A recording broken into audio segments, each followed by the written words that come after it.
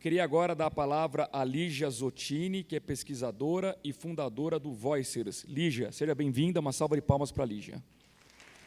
Bom, é uma honra falar, depois de uma referência, que é a Marta, de uma grande liderança de empresas e pessoas como Michael Page. E eu vou tentar traduzir para vocês o que é essa história toda entre hard economy e soft economy, o que é uma economia dura, o que é uma economia sutil, mas, principalmente, quais são os mapas para a gente chegar até lá. Vocês estão numa indústria que eu digo que ela é muito necessária, e, à medida que as gerações mais novas vão chegando, elas vão entendendo que ela vai fazer parte daquilo que elas mais vão querer adquirir ou atingir nas suas carreiras, nos seus talentos e na sua gestão de trabalho, que são fontes de renda. Tá? Então, vamos deixar aqui no nosso estacionamento que os mapas da transição, quando a gente fala de trabalho, a gente vai estar substituindo a palavra trabalho por fontes de renda. Tem a ver com talentos, tem a ver com programação e tem a ver com tecnologia ajudando a gente poder ter mais de uma. Não só ao se aposentar, mas ao longo da nossa formação e da nossa interação com o trabalho. Mas olhar para o futuro vai fazer parte disso. Bom, vamos lá. Cenário atual, eu acho que eu vou pegar rapidamente o que Marta falou, o que Ricardo falou, e tentar empacotar para fazer a cabeça de vocês saírem com uma certa lógica. Então, todos os dias, a gente é bombardeado por uma quantidade muito grande de informações sobre as infinitas discussões de como a era do quê? Da inteligência artificial, robótica, realidade imersiva, internet das coisas, blockchain, computador quântico. Quem já viu um computador quântico aqui, só para eu ter uma noção? É pouquinho ainda, né? Vai ser bacana quando eu chegar nesse vídeo, porque todo mundo vai sair daqui depois podendo falar que já viu um.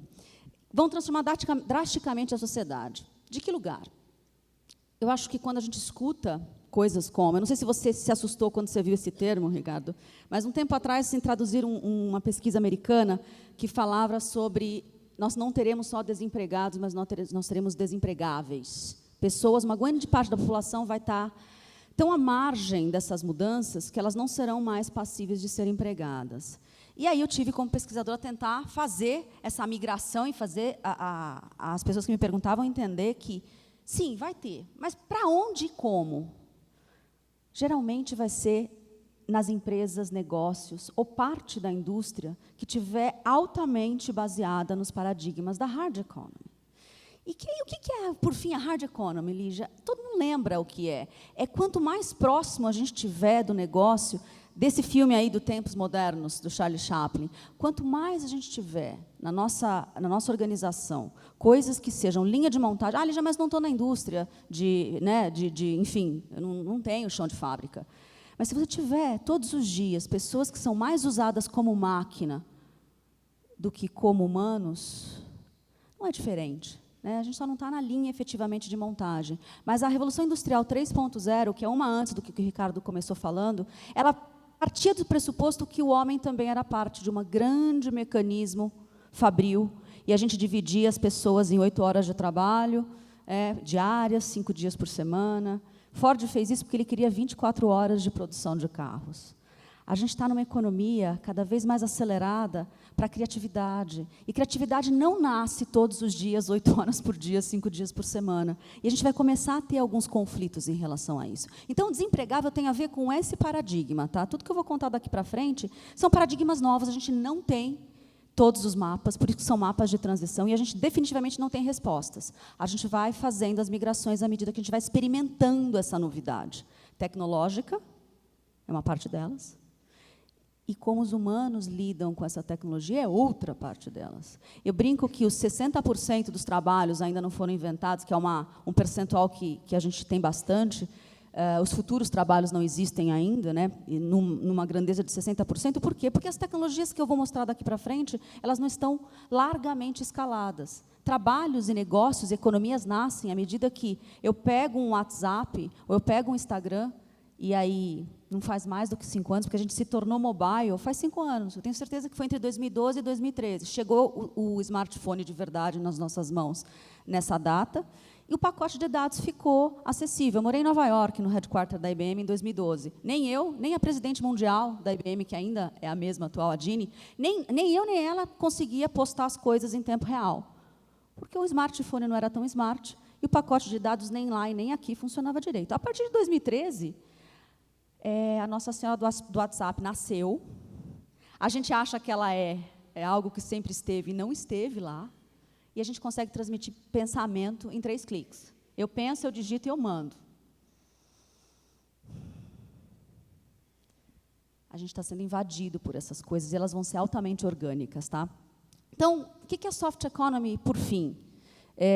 Tudo aquilo que a gente acha que vai tirar o trabalho, vai ser difícil, são paradigmas da antiga economia. Nessa economia aqui, nessa que a gente está migrando, e eu vou mostrar um mapinha daqui a pouquinho, ela vai servir simplesmente para liberar as pessoas de trabalhar como máquina. Tudo aquilo que a máquina faz melhor que o humano, no mínimo para não humanos, né? E algumas vezes é bastante desumano. Então, desse lugar, a lógica entre soft economy e hard economy, ela quebra paradigmas e junta paradoxos. A gente brinca aqui, a gente vai sair da operação de controle e follow-up, né, para uma confiança e um follow-up. Follow-up é essa coisa do amigo, do amistoso, né, da parceria. E aí, se eu tivesse que dar para vocês um mapa, ele tem mais ou menos esse funil, tá? Eu saio da economia clássica, que todos nós saímos, de alguma forma. E, de alguma forma, todos nós ainda estamos. Tá? O mapa ele não é um negócio assim, estou aqui, e aí eu pulei lá para o finalzinho. A gente está o tempo todo, em várias áreas, em vários processos, migrando coisas. Mas o primeiro movimento é digital. E eu acho que, de uma forma geral, eu não preciso convencer quase mais ninguém sobre economia digital. Embora, quando eu saio da IBM em 2016, eu ainda fico 2 anos trazendo uma operação de uma startup de Los Angeles para fazer transformação digital. Eu visitei todos os principais grandes clientes, né, nas principais áreas de transformação digital. E o mais difícil era fazer, na verdade, a liderança entender transformação digital se ele não via valor em 3 coisas. Você tem Instagram? Não, isso não é para mim. Facebook? Também não. Twitter? Muito rápido, não consigo me comunicar em poucos caracteres. Tem LinkedIn? Ah, LinkedIn eu tenho, alguém abriu para mim. Eu não conseguia explicar muito mais do valor das trocas e conteúdos digitais se minimamente a pessoa não tinha experimentado aquilo na vida dela. E eu sei que está cada vez mais urgente essa experiência, mas o primeiro é digital. Quando você está muito digital, você começa a ter repertório. E quando a gente tem repertório, criatividade não é dom divino. Criatividade é repertório. E eu começo a criar coisas, seja um texto legal, seja um vídeo bacana, seja que eu boto lá no e-commerce. E quando eu crio algo, a primeira coisa não é saber quanto aquilo vai valer no mercado e quanto dinheiro eu vou fazer. A primeira coisa que a gente quer fazer eu quero que as pessoas vejam, que as pessoas saibam que aquilo foi criado por mim. E aí vai a terceira situação ali, que é a economia do acesso. O Netflix te dá 30 dias, porque ele sabe que ele é muito bom e o que ele fez é muito legal. O Uber facilita o preço da maioria das corridas, dando incentivos por trás do sistema, porque ele sabe que eu vou educar as pessoas numa outra situação muito mais bacana do que, teoricamente, a única opção que se tinha de transporte rápido através de carros. Então, eu começo a dar acesso, porque eu quero que as pessoas aprendam sobre aquilo incrível que eu acabei de criar. E essa é a argamassa do hackear. Eu deixo as pessoas experimentarem a minha criação. Eu dou acesso ao meu melhor e, provavelmente, eu começo a receber acesso ao melhor da maioria das coisas e da maioria das pessoas. A hora que esse acesso está instalado para os 2 lados, a economia do compartilhamento a circular começa a acontecer. Eu te dou acesso, você me dá acesso, a gente compartilha coisas, eu não preciso mais comprar, eu quero furo, eu quero a furadeira, e por aí vai. Quando essa economia do compartilhar está bem instalada, a gente começa a cuidar do ambiente comum. E a hora que eu cuido bastante, a confiança nasce automaticamente. Ah, Lígia, mas não é blockchain que vai trazer a economia da confiança? Não, blockchain, aquele que está por trás do dinheiro eletrônico Bitcoin, ele é só a tecnologia que garante que algo foi feito, algo pertence para alguém, e alguém consumiu aquele algo do outro lado, meio sem intermediários. É só uma tecnologia que transparencia relações de confiança. Aliás, ela vai dificultar muito os processos de perda e bastante processo de corrupção se isso se instalar planetariamente. Mas ela não ensina confiança para ninguém, e não ensina ninguém, e também não dá certificado de confiável para absolutamente ninguém. Isso é característica do humano. E aí, tudo isso junto, quanto mais migrado você está para essa história, mais a soft economy se instala. Digitalizar, desmaterializa coisas, desmaterializar democratiza coisas. A hora que eu democratizo, eu desrompo, eu hackeio, eu crio novas possibilidades. E aí, eu vou passar rapidamente pelas tecnologias para vocês verem que, se a Nossa Senhora do WhatsApp e toda a facilidade móvel se instalou nos últimos 5 anos, vamos fazer um exercício de 5, 10, 15, 20 com o que eu vou mostrar agora? Porque isso daqui vai deixar a gente de fazer um monte de coisa de máquina, e todo mundo sabe a parte do dia que é usado como máquina, e vai deixar a gente poder exercitar a parte mais humana, que é essa coisa toda, criativa, acessível, confiável. A gente vai ter mais tempo para um exercício. Então, a primeira delas, que eu quero trazer para vocês... Opa, vamos ver se vai. Aqui. Meio de transporte digital. E aí, uma coisa que eu queria concordar com vocês aqui logo de cara é, vamos parar de fazer presente estendido com as tecnologias. Ah, Lígia, eu vou comprar lá um óculos de realidade virtual e é videogame. Não, não é videogame. E nem é videozinho 360. Ele também é. Mas não é só isso. Ele é meio de transporte. Esse daqui é o Google Earth. Ele já está no Oculus Rift. Uma das coisas que o Voicers faz como ecossistema de educação de futuros é fazer vocês experimentarem tecnologia de ponta. Esse daqui é uma. Você coloca o óculos, o Google já digitalizou o planeta Terra todinho, e você consegue, no Street View que a gente tem na janelinha, pousar em qualquer lugar do planeta, e tem alguns com qualidade até de rua, que é a mesma tecnologia que eles já têm no computador. Então, você consegue viajar. Viaja 100%? Não. O mais legal ainda é viajar no biológico, no mundo real. O mundo real é completo, complexo, e nunca vai estar lá inteiro. Mas a gente começa a ter experimentações de lugares para mais do que só informação. Ah, vou viajar para a Itália, deixa eu me informar dos lugares que eu posso visitar.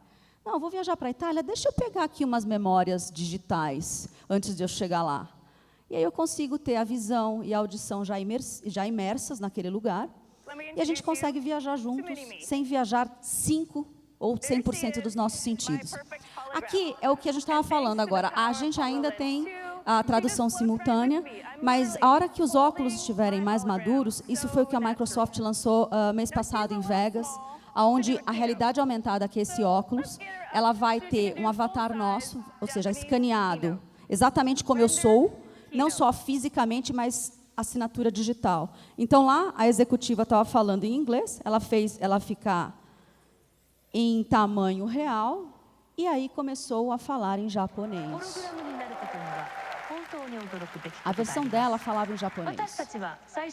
A gente já tem tecnologias hoje para fazer as traduções simultâneas. Por que a gente não faz? Porque a gente não tem todas as tecnologias falando junto. E uma das argamassas que a gente está esperando para que uma realidade de óculos imersivo aconteça, para que computações mais robustas cheguem mais massivamente, chama-se 5G. Quem escutou os anúncios chegando no país no mês passado? TIM, Oi. A hora que 5G for massivo, essas tecnologias de realidade imersiva, óculos, começam a diminuir de tamanho e a gente começa a ter mais acessibilidade. Por quê? Hoje, as máquinas mais poderosas que a gente tem estão nos nossos bolsos. O hardware é muito poderoso no processamento, mas ainda não é suficiente para camadas digitais planetárias. A hora que eu tenho latência muito pequenininha entre o que está na nuvem e o que baixa via frequência 5G, a gente consegue ter tecnologias poderosas mais massivas. Então, essa é uma outra. O Facebook do futuro, ou as mídias sociais do futuro, não vão ser mais jornais digitais. Eles vão ser lugares visitáveis. Aqui você pega a memória de alguém, pegou um post aí, a bolinha é o post, e eu entro dentro, porque eu entro 360 dentro da memória de alguém. Se isso não for máquina de empatia, eu não sei mais o que é. Ah, eu quero conhecer alguém, vou dar aquela stalkeada no Facebook. Não, amigo, você vai poder passar 3 horas dentro das memórias das pessoas. Porque você vai ver a visão de mundo dela pelo olhar que ela capturou. Afinal de contas, vai estar capturando fotos e vídeos pelos nossos, no mínimo pela altura do olhar, pela altura dos olhos. A gente, quem gosta de filmes, essa é uma tecnologia que é muito fácil. Quem vai lá para fora consegue comprar $72. Você pega o sabre de luz, o óculos da Lenovo, e sobe digitalmente a luz do sabre, e você tem uma luta Jedi na casa de vocês. Basta ter um celular. $72, vocês têm experiência, ok? Realidade aumentada. E aí, Facebook está fazendo mais coisa. Ponte espaço-tempo. Vai pegar todos os nossos álbuns. Eu tenho 10 anos de Facebook, 10. Um monte de memória em forma de álbum e vídeo. A gente, com a tecnologia de inteligência artificial vai transformar os meus álbuns em lugares 3D, e com óculos, que também é do Facebook, um dos mais potentes é dele, você vai entrar dentro das suas memórias, com as pessoas que, de repente, não viveram com você aquela memória, ou que viveram e a gente quer rememorar. Eu não sei nem mensurar a potência que é a gente poder viajar no tempo e espaço e entrar de corpo inteiro em memórias que a gente já não tem mais tanta noção assim. Alexa, what do you do?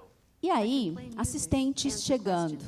Quem aqui trabalha de alguma forma com conteúdo ou marketing digital e compra a palavra-chave vai ter que se preparar para começar a comprar a palavra-chave falada, não digitada. Porque a Amazon está trazendo a Alexa, acabou de chegar 2 semanas atrás no Brasil, e a gente vai começar a ter em massa a possibilidade de fazer busca por voz, ok? Quero leite, Alexa, põe na minha lista. Que leite? Ela não vai perguntar que leite. Provavelmente vai ter uma inteligência por trás dizendo que ali já gosta mais da marca A e da marca B. E por aí vai, né? Compra de palavras-chave não digitadas, mas faladas. E aí, a gente vai um pouco mais para frente. 100% virtual. E tinha a lenda urbana de um professor que curava pessoas com óculos de realidade virtual e suas fobias. E eu encontrei o professor Nabuco, seu projeto na USP. Ele cura medo de avião, medo de cobra, medo de altura, medo de aranha, com óculos de realidade imersiva, fazendo a pessoa entrar em contato com o seu medo sem precisar estar fisicamente no medo. Tecnologia de ponta, usada de uma forma que a gente nem imaginou. E aí, esse é o computador quântico da IBM. A gente tem uma máquina que nem parece um computador, ela está numa geladeira, ela está aberta. A hora que desce é uma geladeira, a menos 272 graus Celsius, um acima só do zero absoluto, 16 camadas de proteção numa sala escura, para que nada interfira a computação, que é super instável, no nível subatômico quântico. Não é mais binário 0 e 1. É tão rápido e ele vai fazer quanticamente todas as contas, tudo entre 0 e 1 no mesmo momento. Sabe aquela cena final dos Vingadores que o Doutor Estranho fala assim, olha, eu visitei não sei quantas possibilidades, encontrei só uma da gente vencer? É mais ou menos isso que esse computador faz na computação. Ele checa todas as possibilidades e te entrega um resultado. Por hora é só muito mais rápido. O que vai ficar mais rápido? O teu Netflix? Não. Computação de dados pesados, dados planetários, dados do corpo humano, e está entre nós. Tá? E precisa de tanta proteção assim, por quê? Porque não pode ter interferência, nem do celular que está no bolso das pessoas, nem do coração de ninguém. Pulso eletromagnético atrapalha a computação. Essa é a máquina que está vindo. A gente não vai ter isso nas nossas casas, a gente vai ter isso nas nuvens.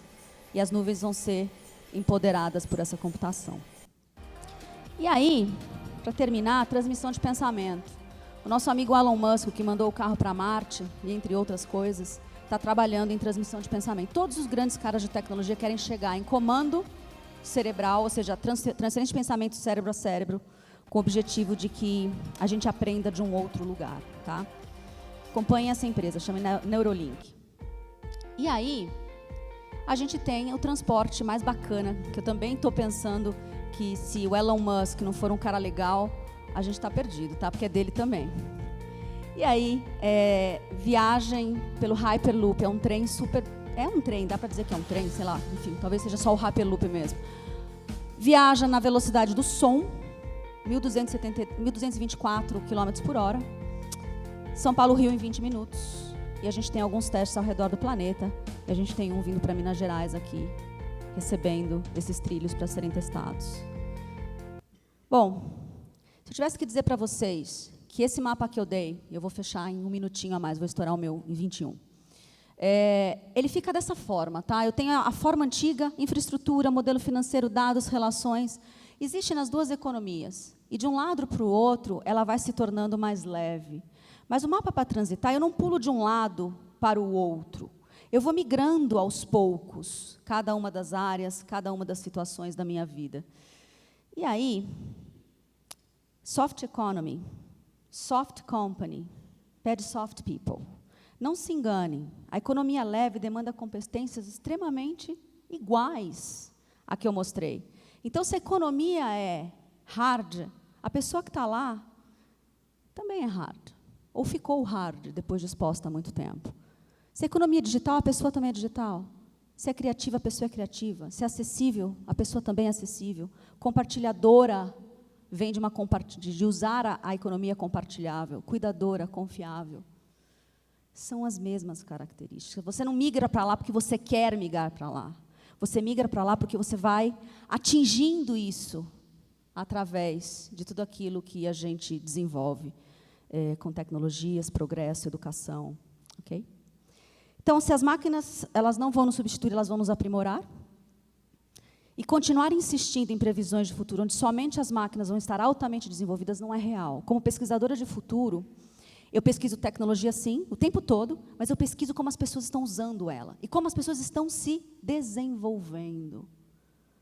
E aí, os esforços todos não é subtrair o humano nessa equação e exponenciar a máquina, sabe? O Jetson conseguiu prever carros voadores, robôs, lá na década de 60, mas ele não previu que nos anos 2000 a gente teria praticamente 50% do mercado sendo ocupado por mulheres. Não estava previsto ainda lá. A gente tem muita coisa que não consegue prever se eu olhar só pelo lado da tecnologia desenvolvida. E aí, a gente precisa olhar como é que esses humanos estão vindo. Porque, de verdade, vai ser mundo estruturado versus mundos desmaterializados, vai ser carreira única versus carreiras múltiplas, vai ser salário versus fontes de renda, e o que vocês fazem aqui é muito importante para esses jovens que, de repente, nem querem mais ser CLT. Como é que eu garanto tudo isso, né? Ecossistemas versus ecossistemas, hierarquia versus sinarquia, e sinarquia é a liderança do mais bem preparado. Ao quê? Ao que for importante ser feito naquela hora, e se ele for o estagiário, ele lidera o projeto, provavelmente. High performance versus flow performance, e me-office, offices versus me-office. Nós vamos ser escritórios de nós mesmos, ok? Seja o escritório digital, seja o escritório virtual, seja o escritório à minha casa.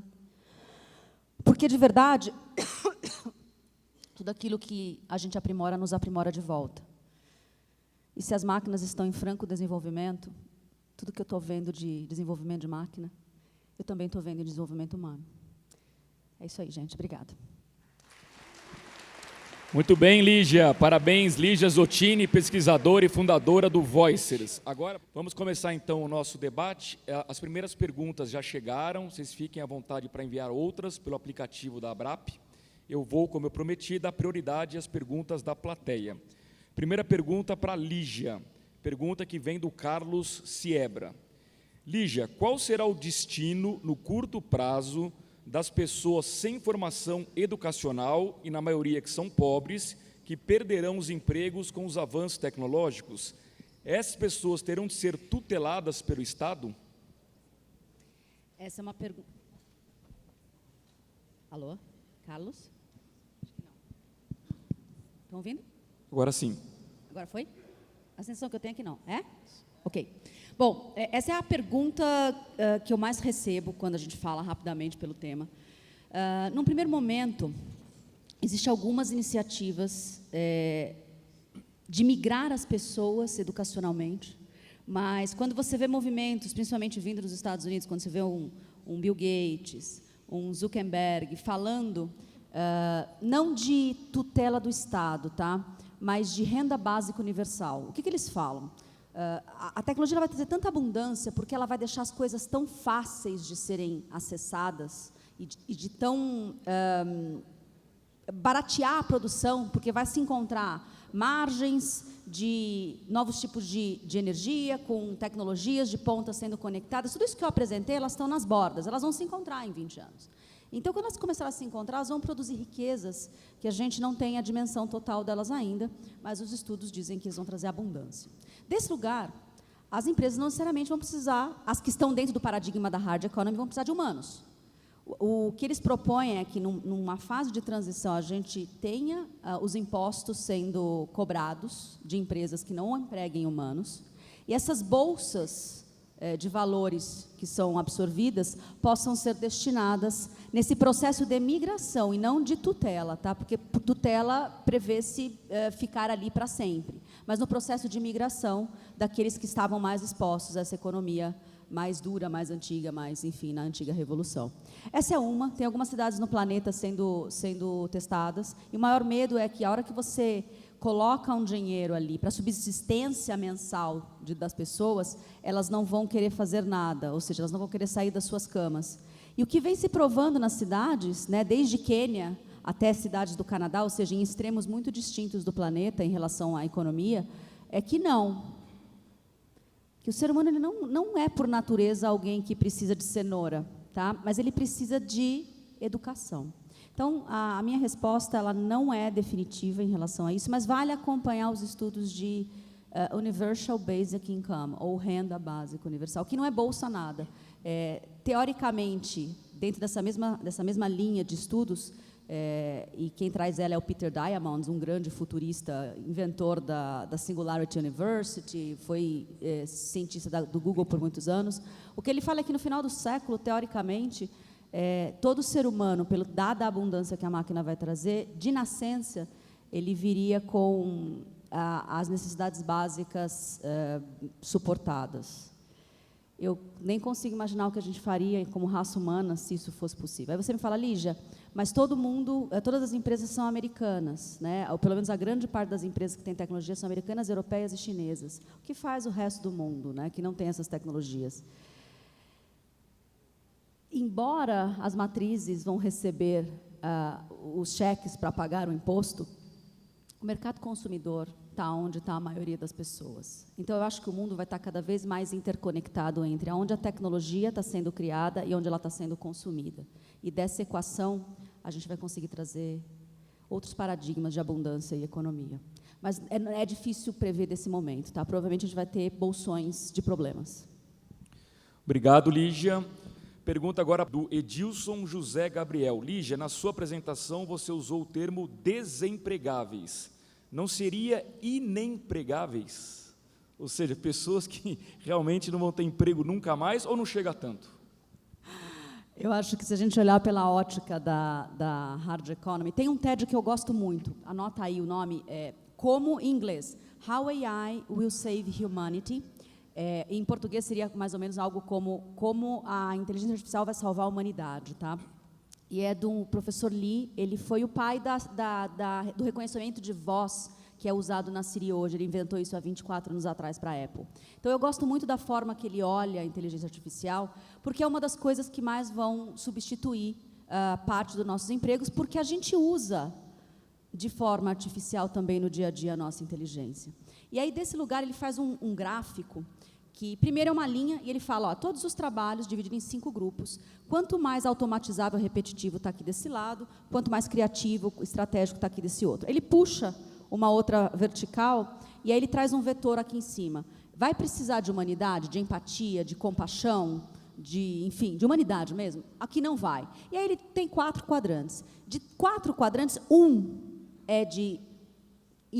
como é que ele falou? Inempregáveis, ou não tem jeito mesmo, entendeu? Que tem a ver com alta robotização, automatização, repetição, e não faz diferença ser um humano ou ser uma máquina. E a gente já está vendo, ele fala uma perspectiva de tempo.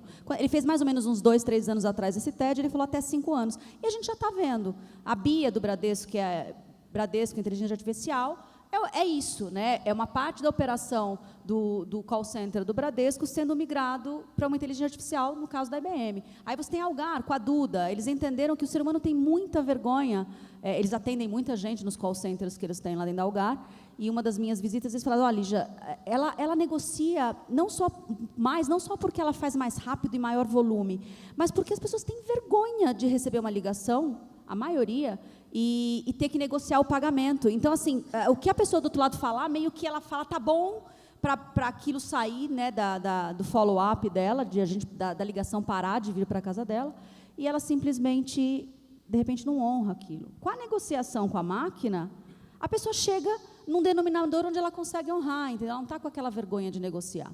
Então, isso é um exemplo, tá? Para esse quadrante, a gente sim vai ter o desempregável, o inempregável, enfim. Mas a maioria das pessoas não está nesse quadrante hoje, ele fala. A maioria das pessoas está aqui em cima. O trabalho é repetitivo, mas requer humanidade. E aí vai ter uma camada muito grande de inteligência artificial ajudando essas pessoas a deixarem de serem usadas como máquina. Inclusive, isso vai de, sei lá, alguns serviços mais júniores no escritório, ao médico que faz diagnóstico. Eu gosto de dizer que o médico que não parcerizar com a inteligência artificial para fazer diagnóstico, com a medicina dobrando a sua informação a cada 73 dias, é quase como dizer assim, você vai querer operar com o cara que tem anestesia no pacote ou o que vai te abrir sem anestesia? Você vai querer passar pelo diagnóstico com o médico que vai ter o AI, ajudando a diagnosticar todos os dados da sua doença, ou aquele que vai tentando ver todas as coisas, enfim, né? É por aí. Então, o empregável e o desempregável tem a ver com esse lado aqui. Nós estamos, a maioria dos humanos está nesse daqui. Então, a nossa missão é ajudar essas pessoas aqui a migrarem para os outros 3/4. Lígia, o Aparecido Donizete Pereira pergunta, até que ponto aplicativos como Facebook e Instagram mais ajudam do que atrapalham o dia a dia das pessoas? Eu adoro essa pergunta. A gente consegue saber, a média dos brasileiros são 8 horas e 50 minutos diárias nas telas, tá? Vocês conseguem ver, se vocês puxarem aí o iPhone, o seu tempo de tela, e eu tenho certeza que o Android também tem aí, rapidamente, para vocês saberem. A gente fica no celular em torno de 9 horas por dia. E aí ele consegue dividir, né, enquanto a gente fica, em cada um dos aplicativos. E eu aposto que 50% dessas 9 horas já são mídias, plataformas de comunicação. O WhatsApp conta, e muitas vezes a gente trabalha muito pelo WhatsApp, então, ok, não é tempo perdido. Mas eu brinco assim, que a lógica do algoritmo alimenta aquilo que está dentro de você. Tem uma frase que eu gosto muito, conheça-te a ti mesmo, senão o algoritmo vai. E a hora que ele te conhecer melhor do que você mesmo, fake news é brincadeira de criança. E eu digo isso porque, se você abre as mídias sociais e aquilo te traz coisa ruim, seja medo, raiva, desejos exacerbados, seja por comprar sapato, ou enfim, ficar vendo a vida das pessoas, o algoritmo está conhecendo você melhor do que você mesmo, ele está fazendo ali uma manipulação, e eu reforço a lição de casa que a Marta falou antes, que é assistir lá o Privacidade Hackeada no Netflix, que é assim que a gente vê como é que foi feita os descompensamentos nas eleições ao redor do mundo, com a Cambridge Analytics. E eles trazem um ponto interessante, que ele falava assim, a gente targeteia só, não é qualquer gente, é gente indecisa, ou seja, que não se conhece naquele tema, tá? Não se autoconhece naquele tema. Por quê? Porque ela ela está aberta a escutar coisas para ver se ela se posiciona. Mas também não era qualquer indeciso, eram os inflamáveis. Inflamáveis eram aqueles que tinham raiva, medo, preconceitos, não trabalharam isso dentro de si. Se você entra na mídia social e você sente essas coisas ruins, você tem que fechar e falar, não, eu odeio o fulano, o meu amigo, vou desbloquear, até bloqueia, porque se estiver fazendo muito mal, é melhor nem ver. Mas você tem que ver o porquê que aquilo está fazendo mal, tá? Agora, se você inverte ali a lógica do algoritmo, você abre lá, e você é um centro de conteúdo e curadoria, você segue pessoas que te inspiram nas mais diversas áreas, você está lá com amizades saudáveis, relações saudáveis, você não consegue ver todo mundo que você gosta todo dia, então é bom saber como sua mãe acordou lá na cidade que você não está, os seus parentes, seus amigos, né? A rede, ela te retroalimenta de coisas positivas e expansivas. Cara, provavelmente você está se autoconhecendo mais que o algoritmo e você inverteu a lógica. Se for por aí, eu nunca acho que é tempo perdido, se você estiver entregando o que você precisa entregar na sua vida em todas as áreas. Se for do outro jeito, o tempo não é só perdido, como ele é um tempo que te machuca. E aí eu acho que a gente vai ter que procurar as mais diversas ajudas para entender por que está machucando tanto uma simples mídia social. Tá bom?